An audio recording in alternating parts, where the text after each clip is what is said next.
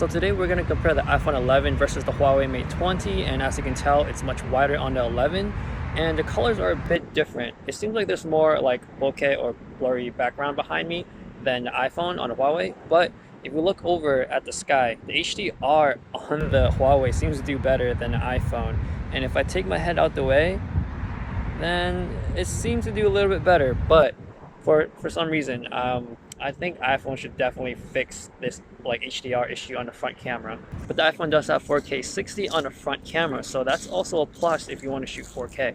So this is a low light test of the front facing camera, and I'm in a park and it's kind of extreme out. There's barely any street lights, but for my guess is that the iPhone video side is going to be better than the Mate 20. But let's check that out when we're at that section.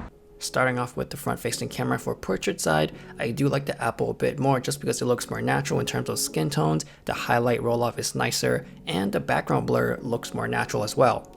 So taking pictures between these two phones, the iPhone does have a wider ultra-wide lens, and even though it doesn't have a telephoto lens, zooming in into 2x, just like Huawei's telephoto 2x zoom, the quality is pretty similar.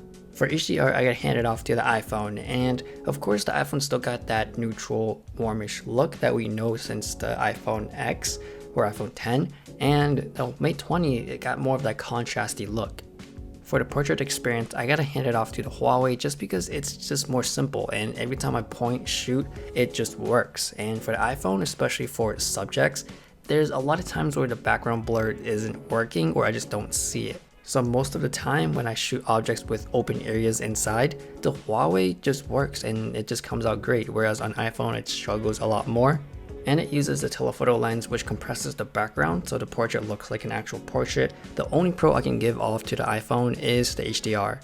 One thing I do notice about using the Mate 20's telephoto lens is that it adds on a lot of green hue to the whole image.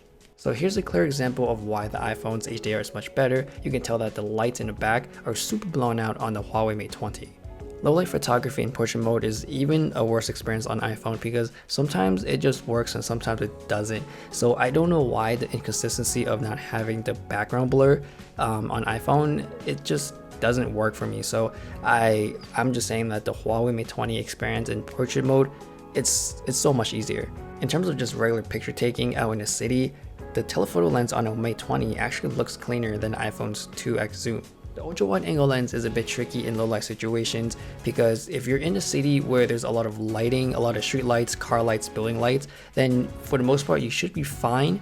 But if you're shooting in an alleyway where there's barely any lighting, the images are going to be really dark.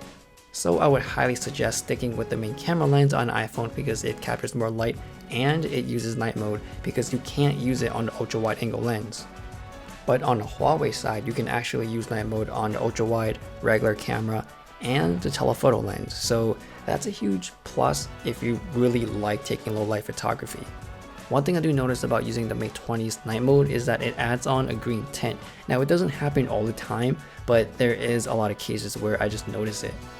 One thing I do like about using Huawei's normal mode is that the pictures come out just as good as the nighttime shots. So if the pictures are so close to it, why should I wait 4 or 8 seconds just to get the shot?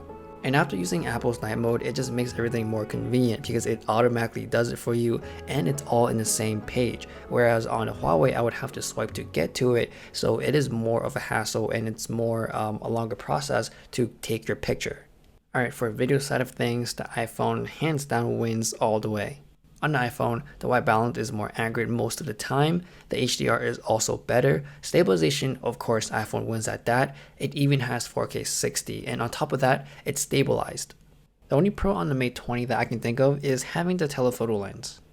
And even in low light as well, you can tell there's a lot more micro jitters each step I take on the Mate 20, and if you look at the sign, you can't really make out those letters. Whereas on the iPhone, you can clearly see every single thing, and it's just no competition. So that is my comparison between the Huawei Mate 20 and the iPhone 11. Let me know your thoughts on the comment section down below, and I have links to these as well in the description. Follow me on Instagram, please subscribe. Thanks for watching, and I'll see you guys later.